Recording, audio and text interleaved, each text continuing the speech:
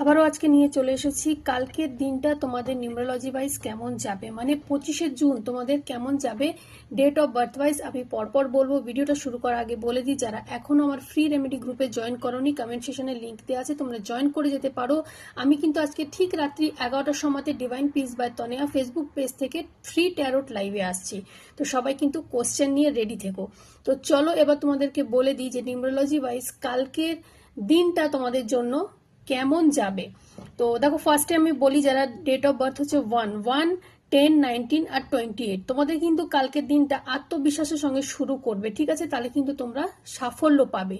যাদের date of birth হচ্ছে 2, 11, 20 আর 29, তারা কিন্তু অন্যদের সঙ্গে কালকে একটু মিলেমিশে কাজ করার চেষ্টা করো, অনেক বাধা কিন্তু তাদের দূর হবে। তাহলে যারা হচ্ছে 3, মানে 3, 12, 21 আর 30, তোমরা কিন্তু কোথাও কোনো আইডিয়া আজকে প্রশংসা পাবে, যেখানে হয়তো কোনো ডিসিশন নিচ্ছ মানুষ কিন্তু সেটাকে প্রশংসা করতে পারে। নিজের আইডিয়াগুলোকে কিন্তু আজকে মানুষের সামনে রেখো কাজের জায়গায়।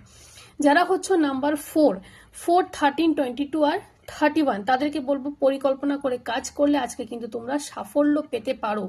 যারা হচ্ছে নাম্বার 5, 14, 23, পরিবর্তনগুলোকে একটু মেনে নিতে হবে, আজকে কিন্তু হঠাৎ কোনো একটা সুযোগ আসতে পারে।